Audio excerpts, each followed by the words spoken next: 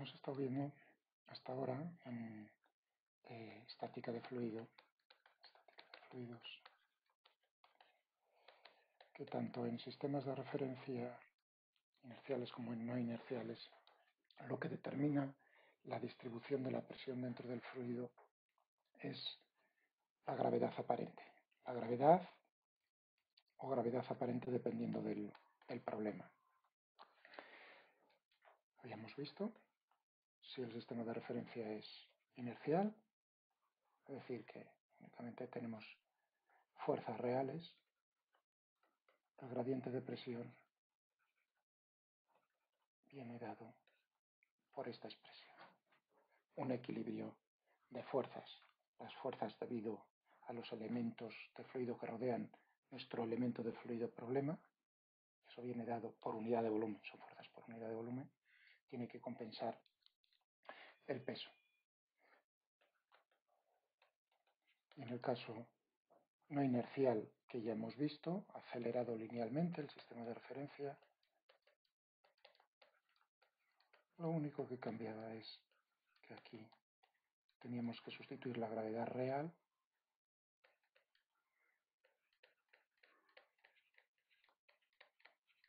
por la gravedad aparente. Ya teníamos la expresión que nos daba esto en sistemas de referencia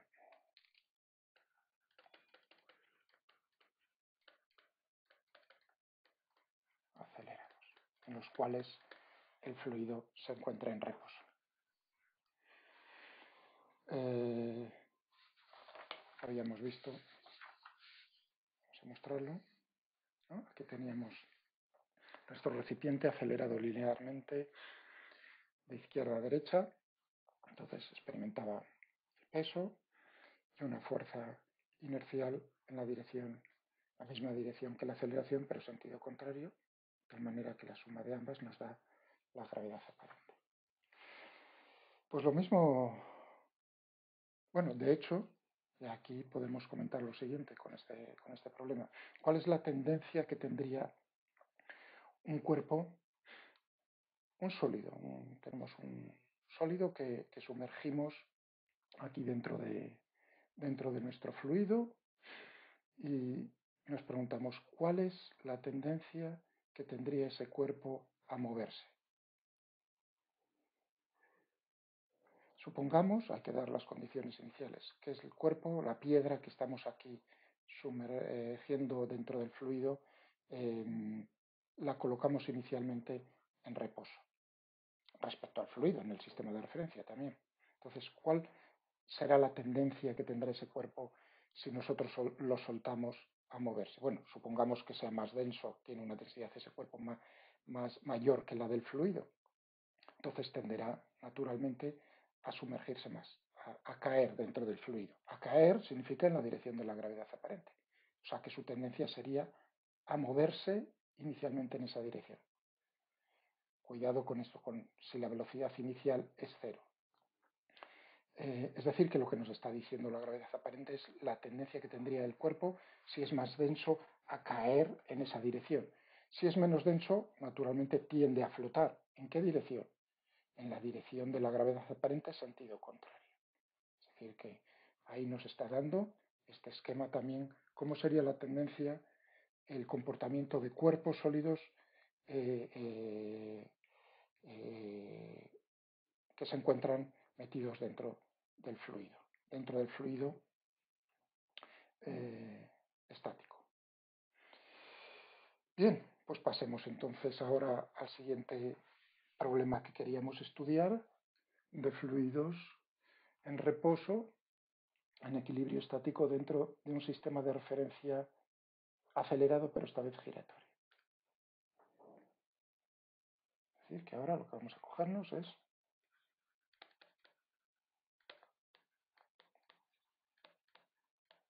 un sistema de referencia giratorio. Yo ya había hecho un esquema en la anterior grabación. Tenemos una mesa que podemos hacer girar. La gravedad real está actuando de esta manera. Aquí tenemos el suelo. considerado como sistema de referencia inercial. Tenemos nuestra base, nuestro recipiente colocado sobre esta mesa giratoria que la podemos hacer girar con una velocidad angular constante que voy a denotar con la letra omega mayúscula, como hacíamos en la asignatura de mecánica anterior a esta. Vamos a considerar un líquido. Inicialmente la mesa está sin girar, entonces naturalmente la superficie del líquido es una superficie equipotencial que corresponde naturalmente con la superficie en la cual la presión, bueno, si esto es el aire, pues será la presión atmosférica en todos estos puntos, una superficie isobárica. Aquí tenemos nuestro otro observador y ahora lo que hacemos es hacer girar la mesa, el recipiente y el líquido que tenemos dentro. Esperamos a que se establezca el equilibrio, es decir, que desde el punto de vista de esta persona, de este observador, pues lo que veremos es que la superficie del líquido se curva, el líquido está en reposo respecto a este observador. Y queremos nuevamente determinar cuál es la distribución de presiones, hacernos preguntas acerca de lo que estamos observando. Vamos a hecho este esquema a mano, pero podríamos también ya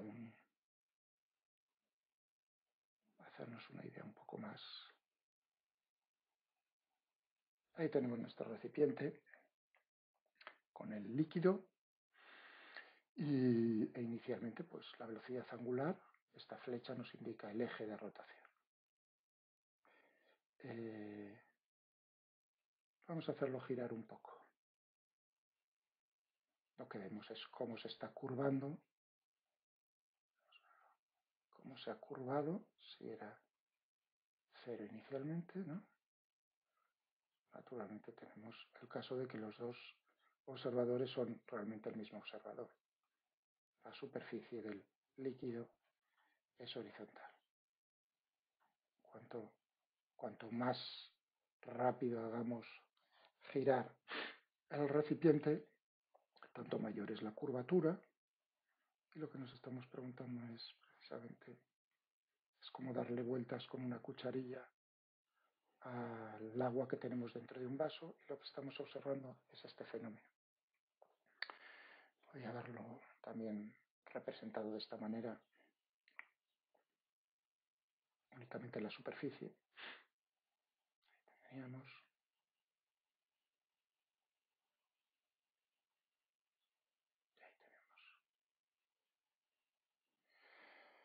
Y este es el problema, visto esto es en 3 dimensiones. Aquí ya tenemos la gravedad real en este punto,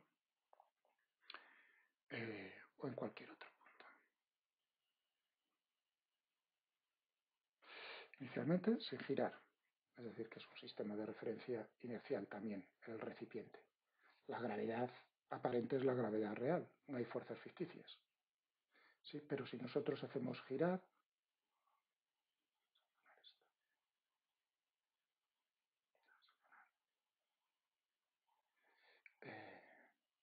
ponernos ahí, y vamos a hacer girar, estamos viendo en una sección del problema.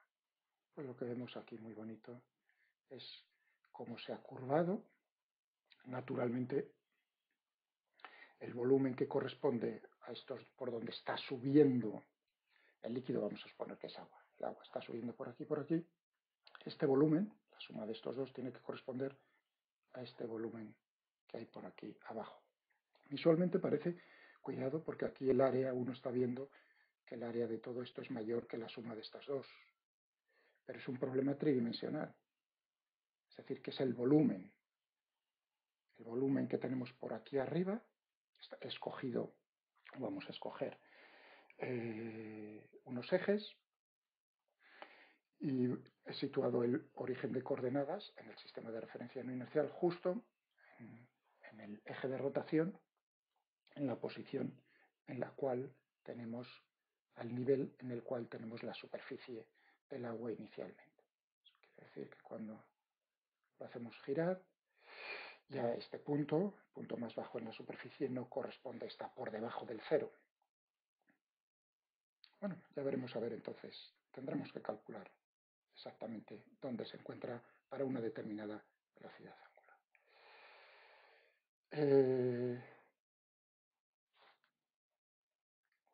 ¿Qué es lo que tendremos? Vamos a hacer una nueva pantalla aquí, blanco. Aquí tenemos las dimensiones, aquí el recipiente. Y para determinar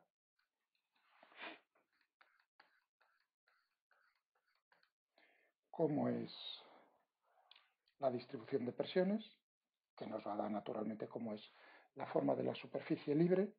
Aquí, supongamos que tenemos la atmósfera, o sea que tendremos en todos estos puntos la presión atmosférica. Pues ¿qué es lo que tenemos que hacer?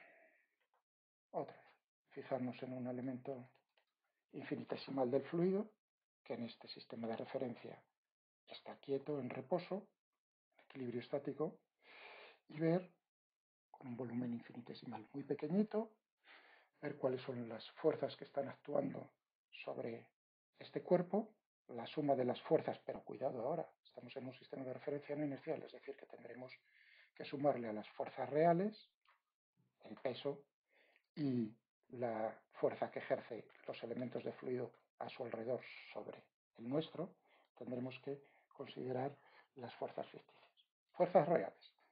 Tenemos la que ejercen el resto de elementos de fluido sobre el nuestro a través del gradiente de presión. Vamos a poner las fuerzas otra vez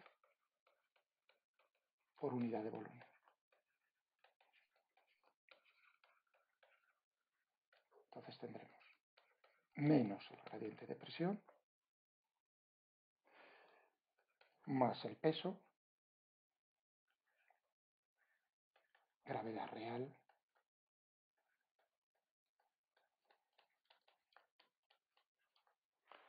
más las fuerzas ficticias por unidad de volumen. Es decir, que tendremos que dividirlo por el volumen infinitesimal. Estas serán también infinitesimales. La suma de todas estas fuerzas va a ser igual a cero. Es decir, que tendremos que ver cuáles son las fuerzas ficticias en nuestro problema. Este es el eje de rotación. Tendremos, ¿qué tenemos en sistemas de referencia giratorios?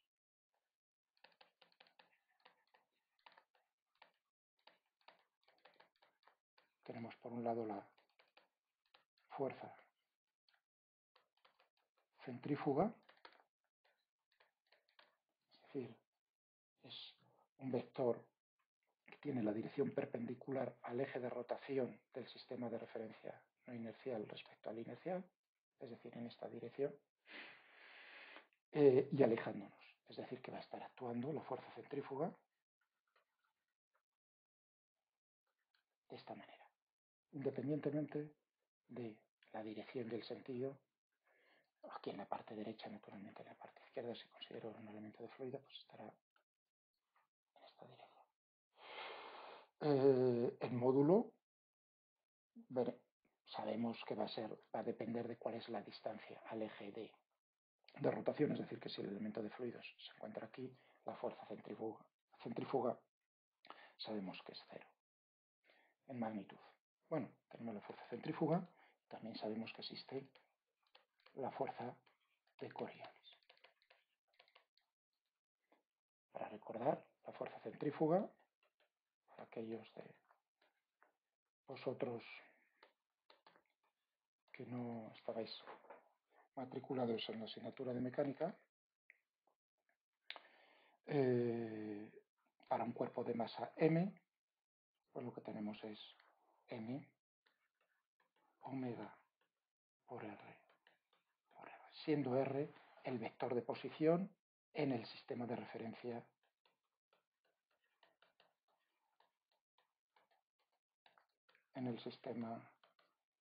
sistema de referencia giratorio. Es decir, que aquí da igual donde pongamos el origen de coordenadas, tendremos un R determinada. Y en la fuerza de Coriolis lo que tenemos es 2 veces la masa de ese cuerpo por omega por v. Esta es la velocidad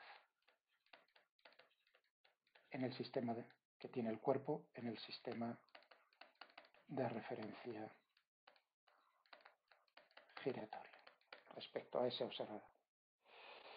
Es la suma de estas dos. Pero claro, si nos encontramos en un problema de estática, este elemento de fluido se encuentra quieto, por lo tanto su velocidad es cero, por lo tanto la fuerza de Coriolis es cero. Nos podemos olvidar de ella.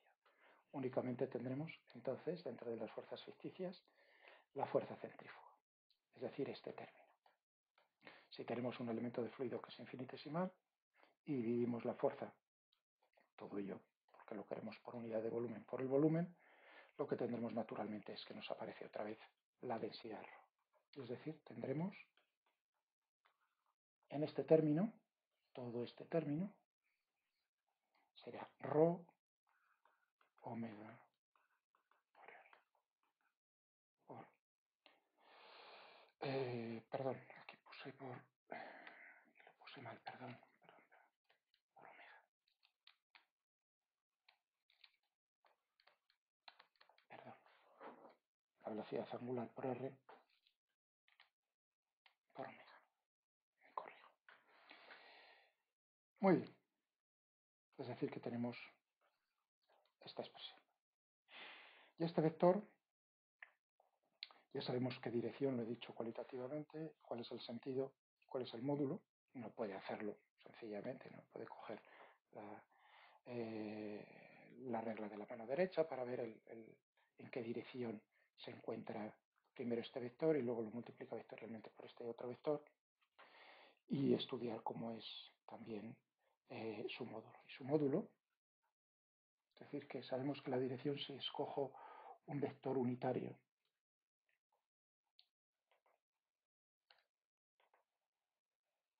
vamos a escoger coordenadas ya, coordenadas, que este problema lo está pidiendo a gritos, coordenadas polares cilíndricas.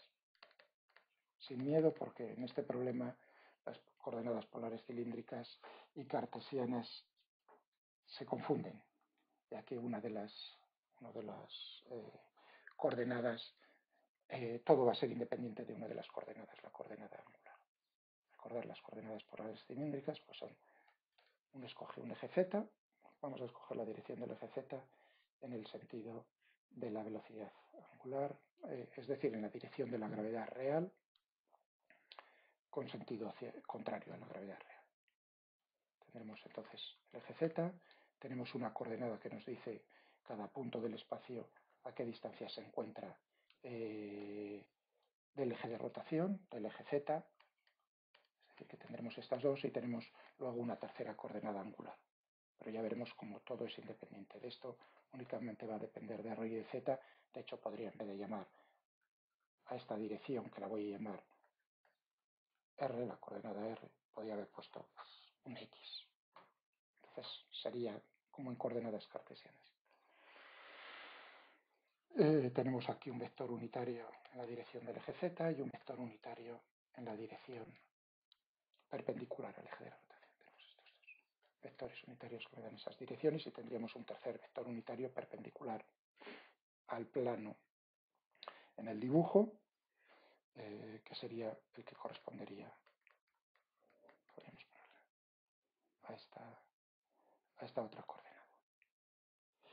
Bien, no nos perdemos demasiado en esto. Si nosotros tenemos en cuenta las coordenadas tal como las hemos escogido, pues entonces esta expresión va a ser ρ omega cuadrado, vamos a escribirlo un poco mejor, el módulo de la velocidad angular al cuadrado por r por el vector unitario. Es decir, que el módulo, la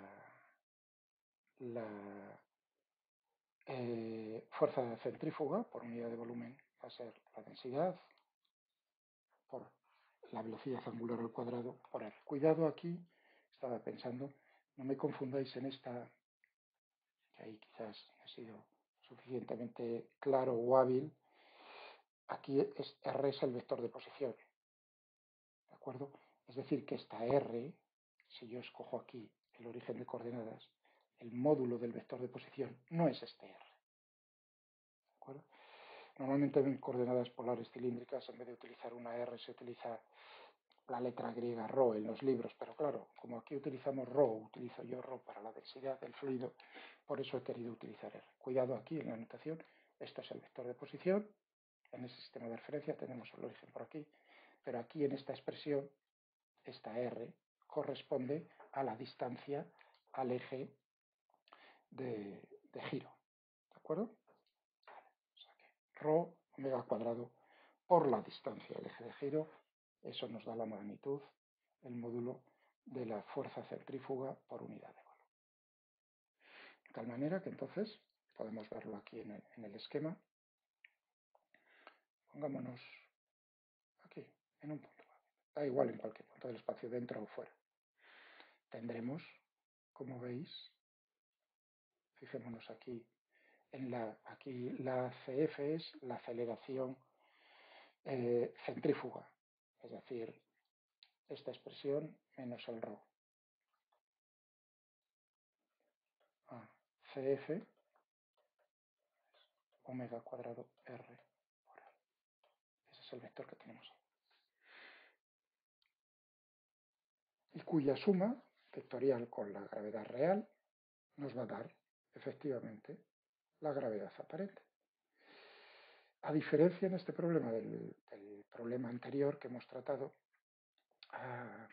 tenemos una pequeña cosa, una dificultad añadida, pero que lo hace más bonito naturalmente el problema. En el anterior teníamos que la superficie era un plano. Ahora la superficie ya no es un plano, es una superficie de revolución, pero que no es un plano. No es uniforme la gravedad aparente, la suma de ambas, como vemos, dependiendo de la posición, no tiene la misma dirección ni, por supuesto, el mismo módulo. Es decir, que la gravedad aparente no va a ser uniforme. Ponemos en el eje, la gravedad aparente es la gravedad real. Por aquí. Y esta es lo que va, digamos, a determinar cuál es la gravedad aparente. Lo mismo exactamente que en los otros problemas, es lo que va a determinar cómo es la distribución de presiones. Volvamos aquí. Vamos a cogernos esta expresión. Vamos a ponerla.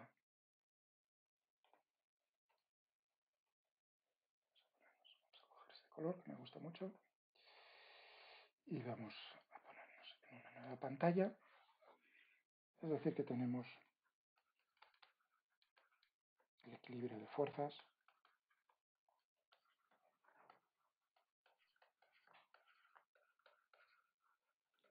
Una situación de equilibrio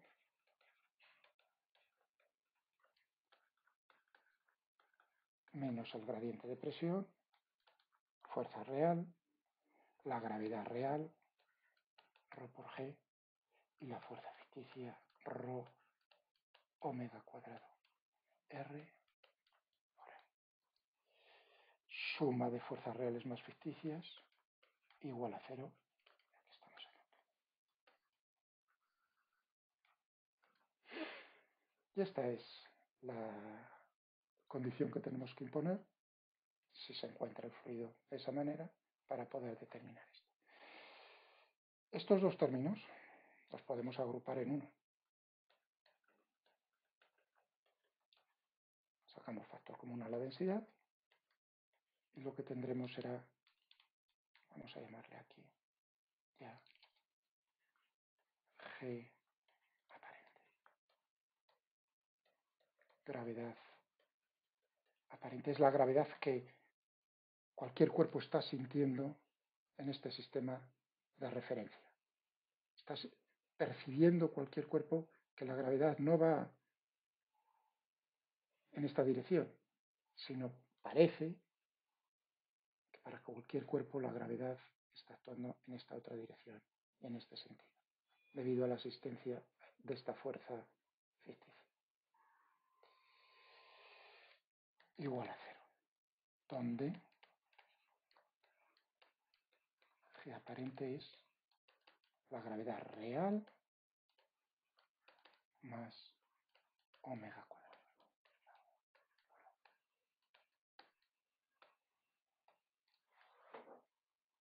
Es decir, que nos volvemos a encontrar con el mismo problema, formalmente. Este es el que tenemos que resolver. O sea, lo que nosotros queremos hallar es cómo es P en cualquier punto del espacio, en coordenadas polares cilíndricas, pues tendríamos R, de z y de θ, si escogiese coordenadas cartesianas, x y z. Y lo voy a hacer, voy a estudiar este problema, pues desde diferentes puntos de vista un poco diferentes para llegar al mismo resultado.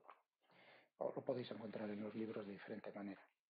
Primero lo voy a atacar de la misma manera que he atacado hasta ahora todos estos problemas. A ver.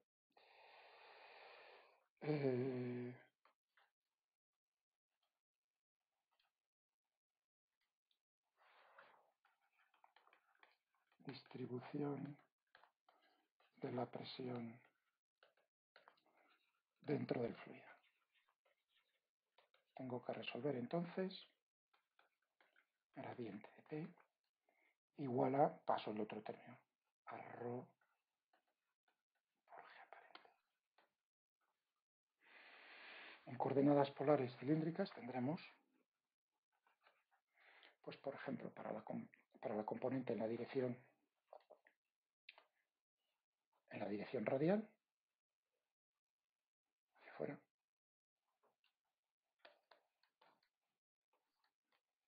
z, este es R, ¿qué tendremos? La div, concepto de gradiente. La derivada es un vector cuyas componentes es la derivada parcial del escalar P, estoy con respecto a R, igual a, o sea que esta será la componente, vamos a ponerlo aquí para que quede bien clarito, más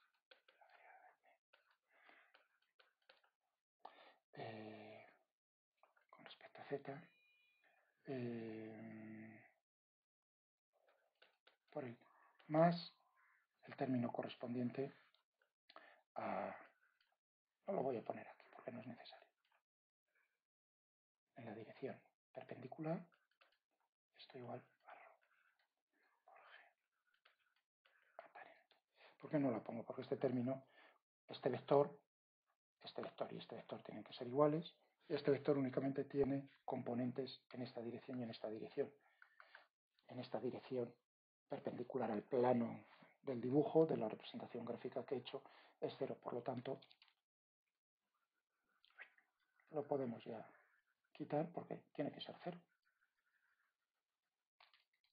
¿Se entiende? Vuelvo a repetir, porque este vector únicamente tiene componentes en esta dirección y en esta dirección.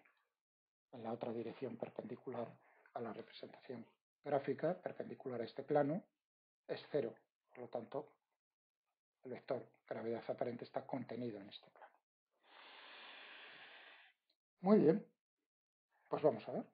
Tenemos aquí hecho un paso intermedio para que lo veamos, pues por componentes. En la componente, en la dirección radial de R, tendremos que la derivada parcial con respecto a R. ¿Y cuál es la componente? Únicamente debido a la aceleración centrífuga. Es decir, que tendremos aquí ρ, no se nos olvide, la densidad omega cuadrado por R. Y en la dirección del eje Z tendremos que la derivada parcial de la presión con respecto a Z es igual a menos, cuidado, que estoy escogiendo positivo hacia arriba, por lo tanto la gravedad real tiene de magnitud g, pero componente a lo largo del eje z menos g. Es decir, que tenemos estas dos ecuaciones. Y la otra, ya he dicho, la otra componente es 0. Es decir, que la conclusión que ya sacamos, primera, es que la presión va a depender únicamente de R y de Z. Es independiente del ángulo, de la dirección asociada al ángulo en las coordenadas polares cilíndricas. Tenemos esto. Y hay que resolverlo. Bueno, es fácil en este caso, porque estamos viendo aquí, depende de estas dos variables, pero aquí a la derecha únicamente tenemos la R, es decir, que si nosotros integramos esta ecuación, tendremos que P, la función está ahí, que depende de R y de Z, pues será un medio de rho omega cuadrado R cuadrado. Fijaos, si derivo parcialmente con respecto a R, esta expresión lo que me va a dar es rho omega cuadrado R. Pero naturalmente va a depender de, pensamos que depende también de Z, es decir, que una solución podría ser, o tiene la forma naturalmente, de un medio de rho omega cuadrado R cuadrado, más una función que no conocemos, pero que va a depender únicamente de Z. Si derivamos parcialmente esto con respecto a R, nos queda rho omega cuadrado R, ya que esta función solo depende de Z. Será 0 la derivada parcial con respecto. Claro, si nosotros cogemos esta expresión que hemos obtenido de la primera componente y la derivamos con respecto a Z, lo que tendremos es la derivada parcial con respecto a z de todo esto será 0 esto, no hay ninguna dependencia, pero tenemos aquí una función que no conocemos, que tendremos que determinar, que será, pues voy a ponerla f', o si queréis, es una función de una sola variable.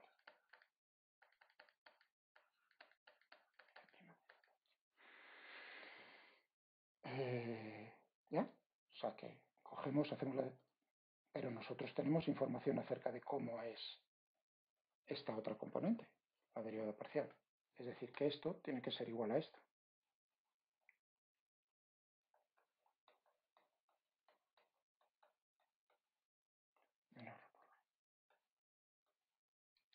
Podemos, por separación de variables, integrar, resolver el problema y lo que nos va a quedar menos rho g diferencial de z. Y ahora sí, fijaos que desde el principio he dicho tenemos un líquido, un fluido incompresible, el agua he hablado. Es decir, que vamos a considerar que es isotermo, todas esas condiciones necesarias para poder decir que rho es constante y que la gravedad real g es constante. Es decir, que estos dos términos son una constante que puede salir fuera de la integral y lo que tendremos resolviendo, necesitábamos determinar cómo era la función f. Tenemos aquí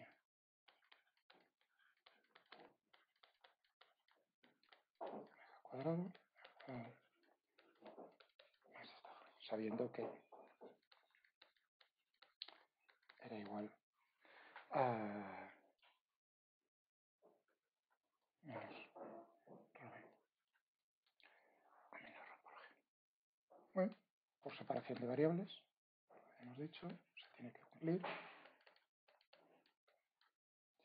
Diferencial de z, es decir, que si esto es cierto, con los siguientes límites de integración.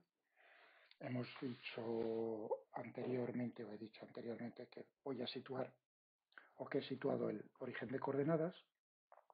¿En qué punto? En el punto en el cual, a la altura en la cual el nivel del agua se encuentra, si no hay rotación, a esa altura. Es decir, que si no gira, la altura del nivel del agua tiene una altura 0, z igual a 0. Hago a girar, el origen no lo cambia naturalmente. Podría haberlo puesto aquí, sería otra manera para un determinado giro. Pero bueno, lo he hecho de esta manera. Eso quiere decir que el punto más bajo en la superficie va a tener una componente z sub 0. Que se encuentra una presión, como todos los puntos en la superficie, se encuentran con una presión que es la presión correspondiente al aire a la presión atmosférica. Todos estos puntos es una superficie de igual presión, una isóbara. Muy bien. Eso quiere decir aquí que para ese Z0, desde Z0 hasta 0, hasta Z, la diferencia en F tiene que corresponder a la presión que tenemos en la presión atmosférica hasta la presión, perdón, F, hasta un F determinado. Es decir, que tendremos ρ G por Z menos Z0, es decir, que F menos ρ G Z menos Z0 más la presión atmosférica. Ya tenemos una constante.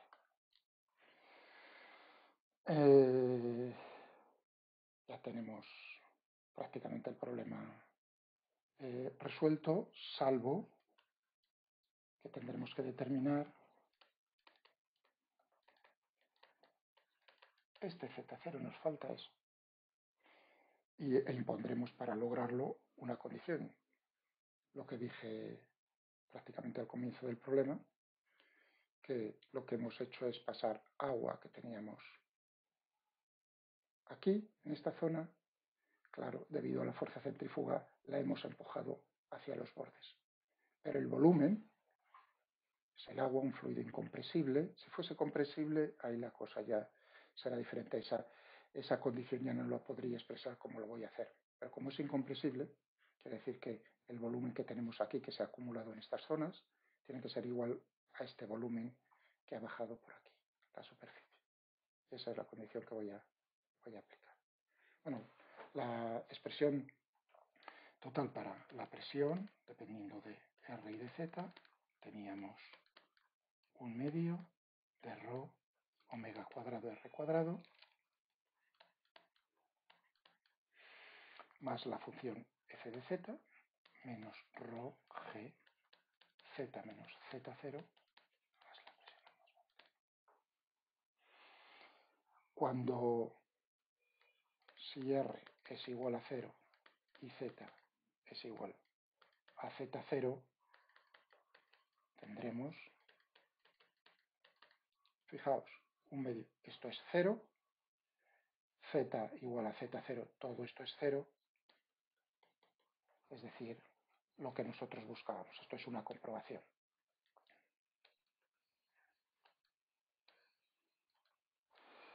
Ya tenemos aquí, vamos a ponernos en una pantalla.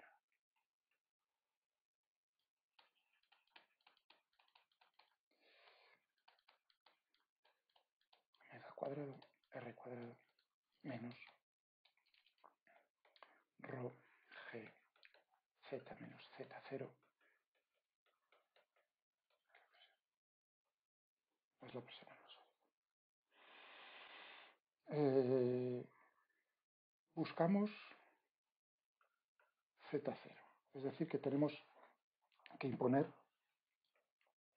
que aquellos puntos, o buscar para aquellos puntos en la superficie, que la presión sea igual a la presión atmosférica. Puntos en la superficie, es decir, que lo que estoy buscando, para dejarlo más claro, que no lo he dicho lo suficientemente claro, si la condición que voy a imponer es que el volumen no cambia, pues entonces necesitaré saber cómo es la forma de la superficie libre del agua. Entonces los puntos en la superficie se encuentran, todos tienen la misma presión, que es la presión atmosférica. Es decir, que tendré la presión en la superficie, presión atmosférica, un medio de ρ omega cuadrado R cuadrado, ρ g z menos z0. Esta es la condición que cumplen los puntos en la superficie. Habrá una relación, nos va a dar la relación entre R y Z, la ecuación de esa superficie. Presión atmosférica, eso significa que tendremos aquí que, pasando esto al otro lado, ρg z menos z0 igual a 1/2 de ρ omega cuadrado r cuadrado, ρ y ρ se me va, dividido por g, es decir, que tengo z menos z0 igual a 1/2 de omega cuadrado dividido por g por r al cuadrado, que no sé. Es decir, que z, si lo que busco es z, la ecuación de la superficie, como es la altura en función de la distancia al eje, tendremos que será 1/2 de omega cuadrado g r cuadrado.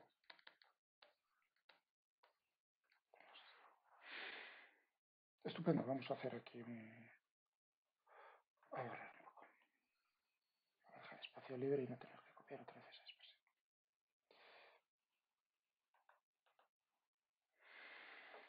Muy bien. El volumen.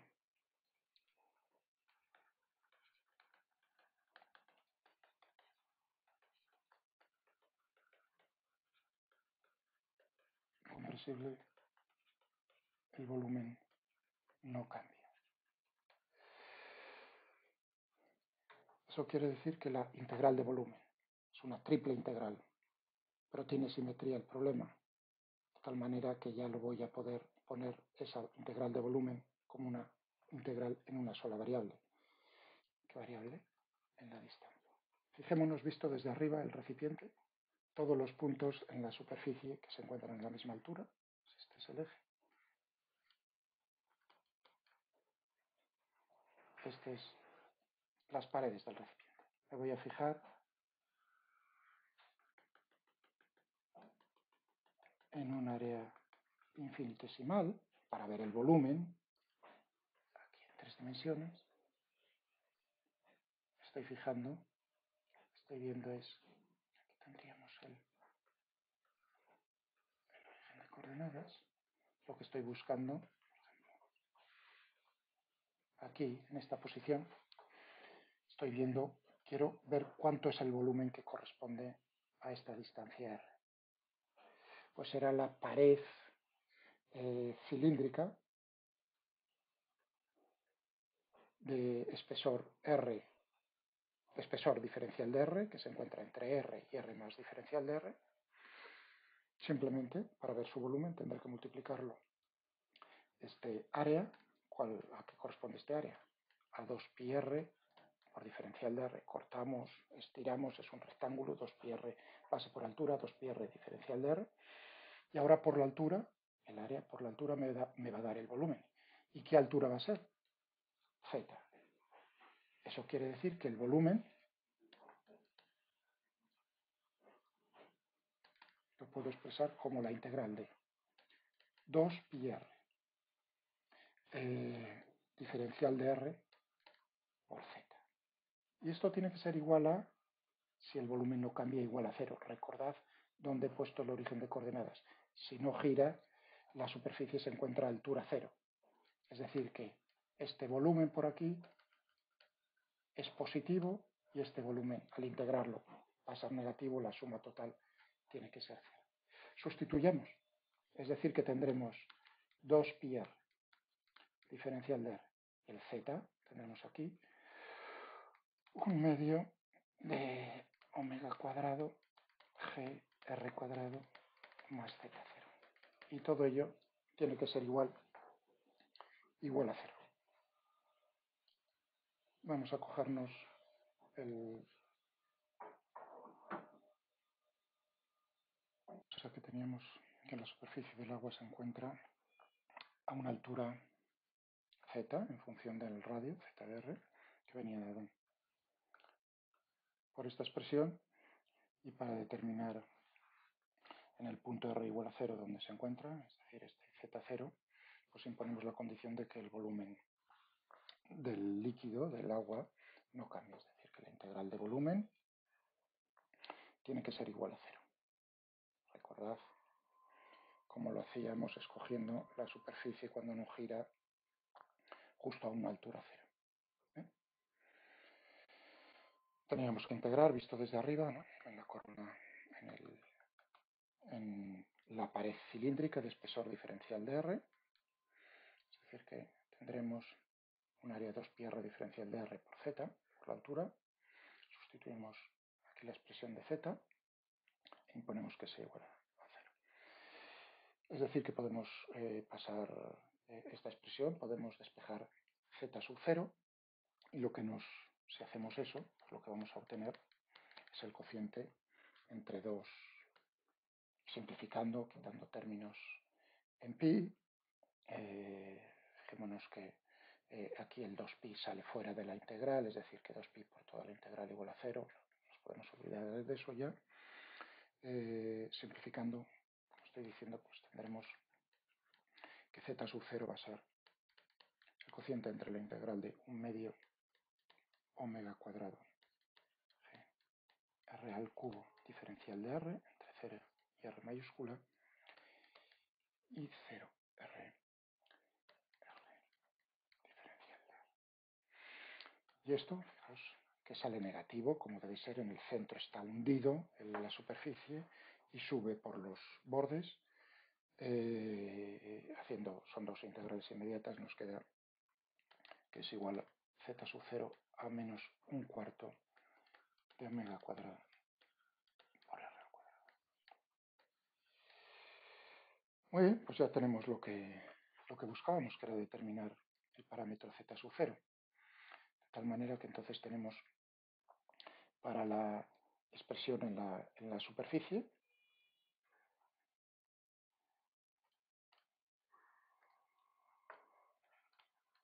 la superficie se encuentra a una altura z que va a ser 1/2 de omega cuadrado por g r cuadrado menos 1/4 más z0, que era menos 1/4 de omega cuadrado por g por r al cuadrado.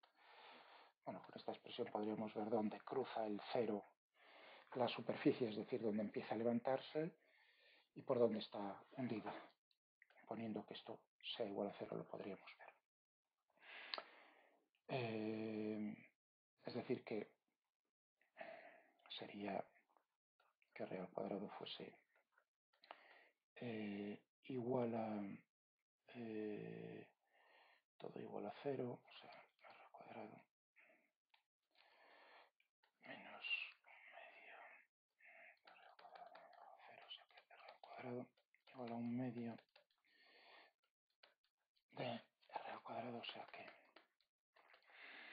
a r dividido por la raíz cuadrada de 2, o sea que lo podríamos obtener de esta manera rápidamente. Vamos a borrar por aquí.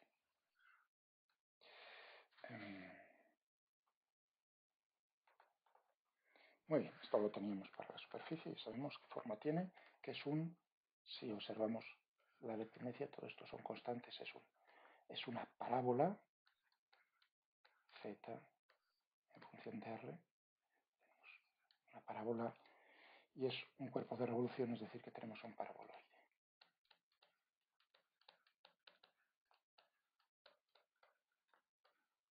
Esa es la forma que adquiere la superficie del agua al estar dentro de ese recipiente que sometemos a una velocidad angular, lo hacemos girar y esperamos a que se establezca el equilibrio con respecto al recipiente.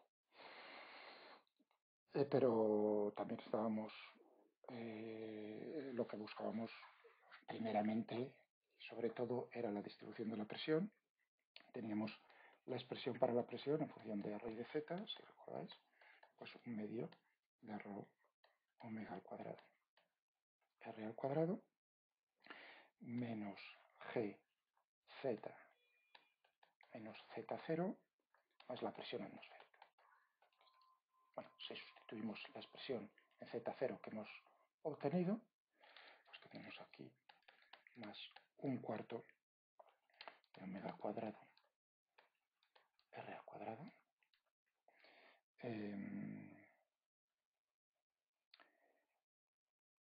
más la presión atmosférica. Ya tenemos las dos cosas interesantes. Podemos ver cuáles son las isobaras, las superficies. Vamos a mostrarlo aquí en nuestro pequeño programa. Ahora ya podemos mostrarlo. Aquí tenemos. Muy bien, pues vamos a ver. Vamos a jugar un poco. Vamos a darle la mayor orden. Y vamos a ver cuál sería las isobaras. Aquí tenemos. Esta sería, bueno, aquí en el dibujo, en la representación he considerado que no tenemos atmósfera, es decir, que aquí tendríamos presión 0, 0,2, 0,4 va creciendo, alejándonos. Fijarse que la distancia entre esta curva, la 0 y la 0,2, no es la misma en esta posición, cuando ahora es igual a 0, que cuando nos alejamos del eje de rotación, sino que van disminuyendo. Lógico, porque hemos discutido ya desde el principio que la gravedad aparente no es uniforme. Cuanto mayor nos alejemos, va creciendo. Por lo tanto, en esta dirección, en la dirección que nos dice la dirección perpendicular normal a las superficies de igual presión, su distancia decrece, ya que tenemos que la gravedad aparente, que es proporcional al gradiente de presión, aumenta. Bien, esto en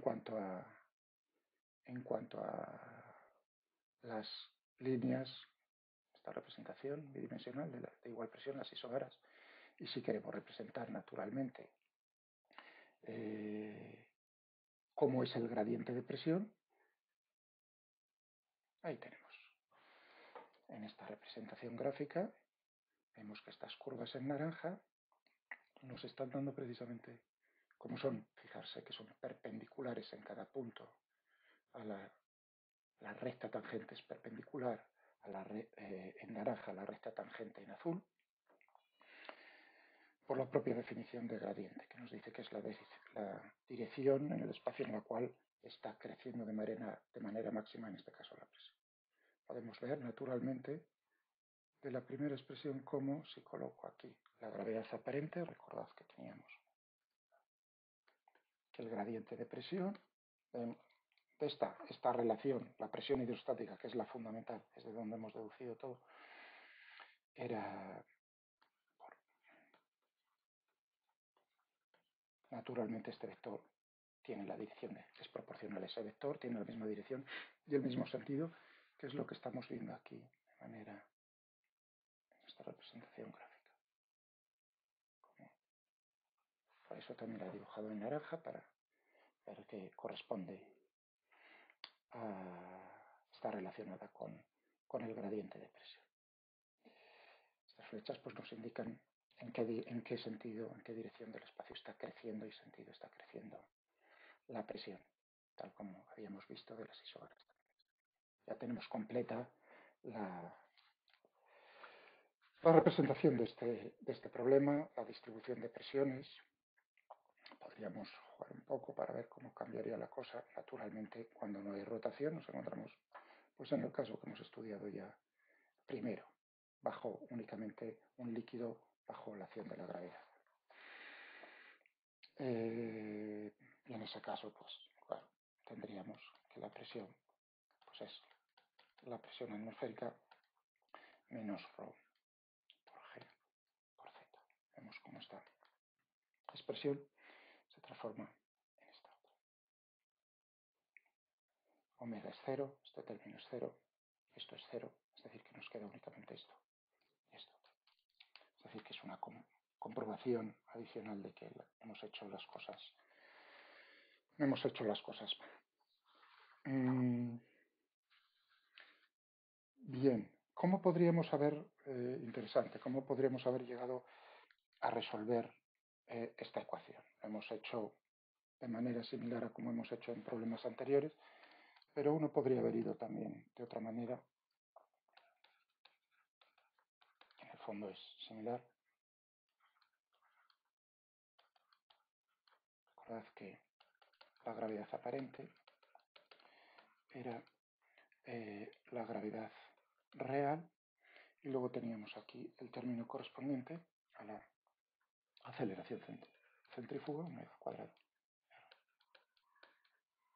Bien. El gradiente de un escalar igual a este vector. Pero si nosotros pensamos un momento en lo que hay, da igual el rho, en la suma de estos dos términos, sabemos que G, que es la gravedad real, es un campo conservativo. Es un campo conservativo. De hecho, pues, si uno recuerda, la fuerza gravitatoria, mg, está asociada con la energía potencial gravitatoria. ¿Cómo? Pues como tendríamos, aquí teníamos mg, hemos escogido la altura, z, pues tendríamos de esta manera. Cuando z crece, la energía potencial gravitatoria aumenta. Ponemos el nivel de referencia para z igual a 0. Es decir, que tendríamos en ese término que hay una relación entre la aceleración o la fuerza. ¿Cómo? ¿Cuál es la relación entre ambos? Pues naturalmente en que la fuerza gravitatoria es menos el gradiente de UG. Bueno, sería bonito si este término también lo pudiésemos poner como el gradiente de una función escalar, de tal manera que entonces ya no tendríamos ni que integrar nada, porque directamente nos saldría el gradiente de un escalar igual al gradiente de un escalar, es decir, que los escalares tendrían que ser iguales a alguna constante. Bueno, ¿y este término cuál es? Omega cuadrado R cuadrado. Es decir, que si tenemos aquí Z, y esto era R, esto es el vector unitario en la dirección perpendicular, uno piensa, anda, proporcional a la distancia al eje. Y esto es conservativo, por si uno recuerda en un muelle, un bloque unido a un muelle con constante de fuerza K, es decir, que sigue la ley de Hooke. Entonces, en este caso, la fuerza del muelle, ¿no? Ponemos que esto, vamos a poner esta dirección también, R del espacio. Pues sería, y ponemos el origen en donde se encuentra sin estirar ni comprimir, tendríamos aquí menos K por R, siguiendo la ley de Hooke, por el vector unitario. Muy bien, la ley de Hooke. En vez de utilizar X, menos KX por el vector unitario Y, que sería lo que haríamos si escogemos esto como eje X, lo único que he hecho ha sido cambiarle la notación. Pero nosotros sabemos que la fuerza de muelle es una fuerza conservativa y que tiene asociada una energía potencial elástica que es un medio más un medio de kx al cuadrado, es decir, un medio de kr al cuadrado.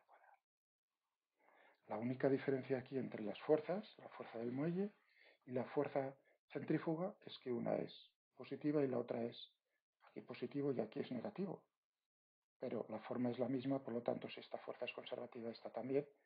Y si esta es la energía potencial asociada a esta, la que vamos a tener asociada a esta otra es la misma, cambiando el signo también. La U centrífuga, pues sería menos un medio. ¿Qué papel juega aquí la constante de fuerza? Omega cuadrado R, es decir, que tendríamos omega cuadrado, perdón,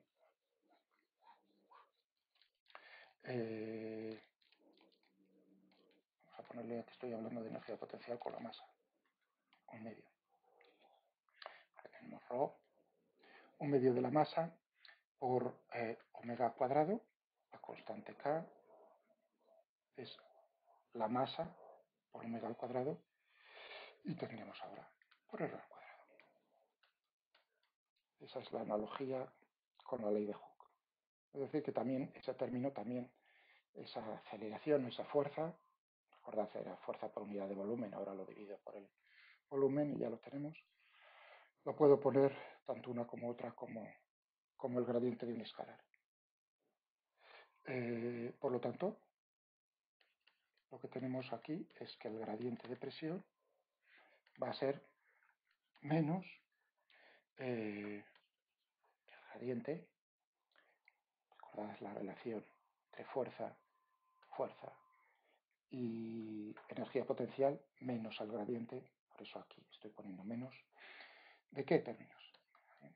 Tendríamos aquí m dividido por el volumen, es decir, que tendremos rho gz, y aquí tendríamos menos 1/2 dividido por el volumen rho omega cuadrado por r al cuadrado.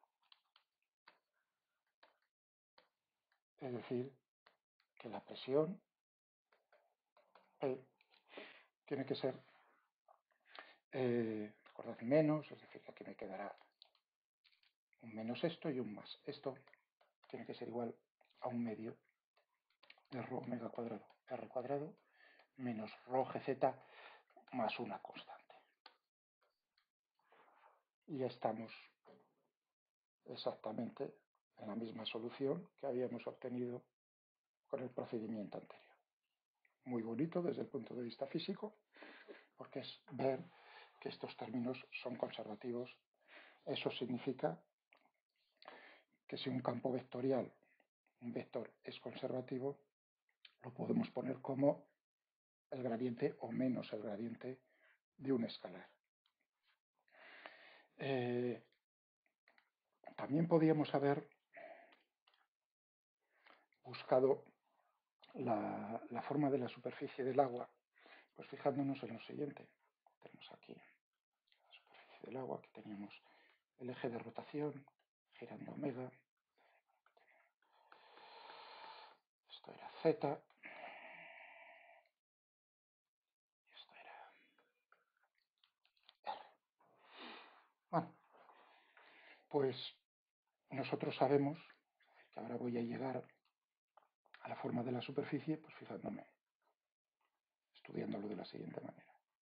Yo sé que la superficie es una superficie de igual presión, que todos los puntos se encuentran a la misma presión que corresponde a la presión atmosférica o presión cero, lo que queramos. Eso quiere decir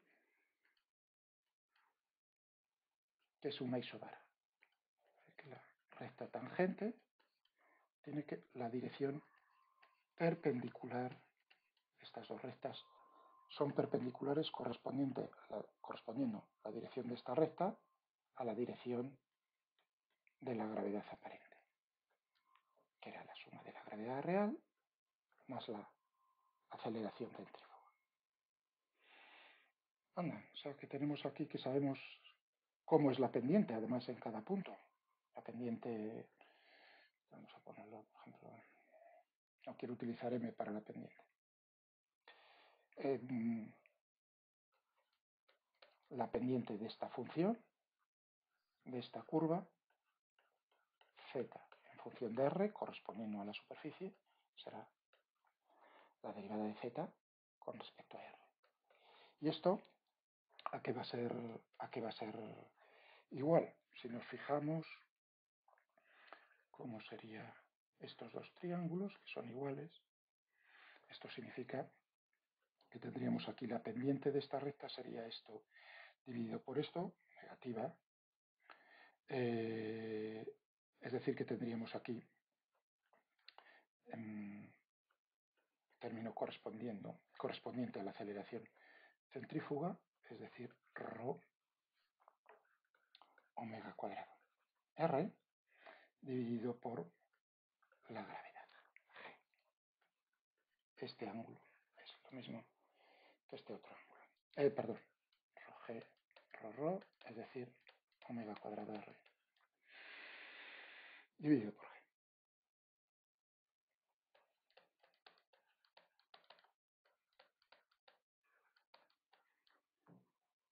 Perfecto. Eso quiere decir que podemos, por separación de variables, pasamos multiplicando omega cuadrado g r diferencial de r, si eso es cierto. Esto es cierto, entonces tendremos aquí que z será omega cuadrado g r cuadrado, un medio, más una constante de integración. Esta constante pues, corresponde a donde ponemos el origen de coordenadas punto z igual a 0. C lo hallaríamos pues, de la misma manera que hemos hecho hace un momento, imponiendo que el volumen no cambiase. Es decir que, como vemos, también podríamos haberlo hecho así, por lo menos para la primera. Y para cualquier otra isóbara, efectivamente lo mismo. ¿Qué es lo que cambia?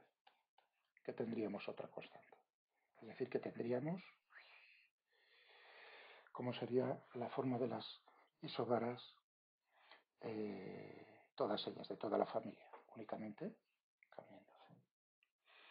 También en esta representación, tenemos aquí, vamos a darle movimiento, podríamos preguntarnos cuál es la forma explícita de estas curvas correspondientes al gradiente de presión. Una curva para la cual está formada por todos aquellos puntos de tal manera que la recta tangente a esa curva tiene la dirección de la gravedad. Bueno, si lo hemos hecho, es inmediato otra vez que tenemos, en ese caso, para esta otra, vamos a dibujarla así, una función z en función de r,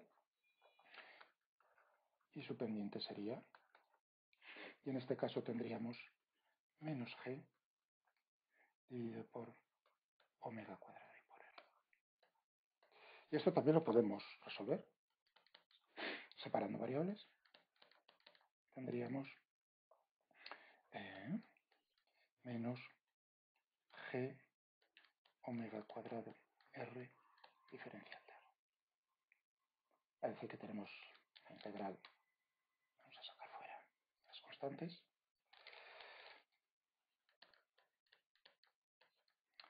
de diferencial de r.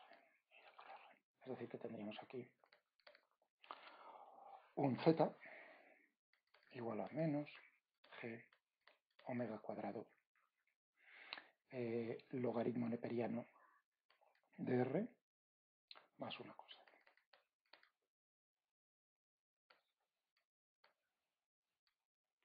Precisamente tendríamos para cada una, porque es una familia de curvas, dando diferentes valores a la constante de integración c, obtendríamos todas estas curvas en naranja que vemos en la representación gráfica. Bien, de acuerdo.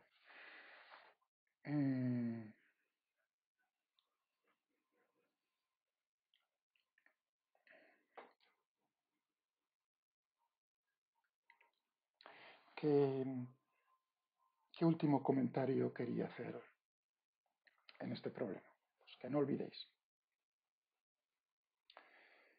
Vamos a ver aquí. ¿Hacia dónde? Ahora hemos visto la distribución de presiones.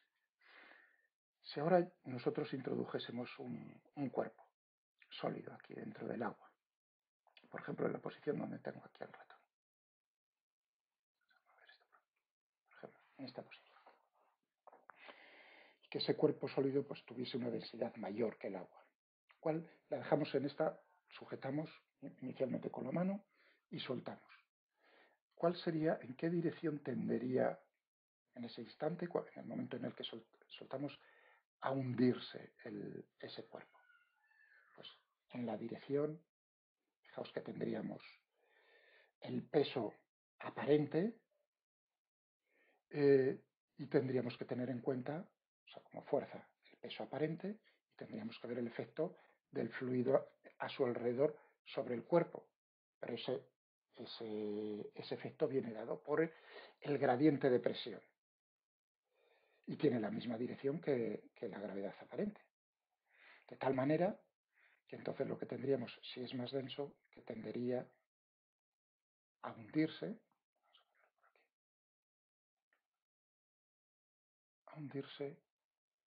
en esta dirección, con este sentido. Cuando la velocidad inicial es cero, se tendería a mover ahí. Si el cuerpo tiene densidad menor que la del agua, menor que la del líquido, entonces tendería no a hundirse, sino a flotar en esta dirección, en la misma dirección pero en sentido contrario. El empuje en ese caso, el empuje que está asociado directamente con el gradiente de presión, sería mayor que el peso aparente, en el caso de que la densidad del cuerpo fuese menor. Ya lo veremos más adelante.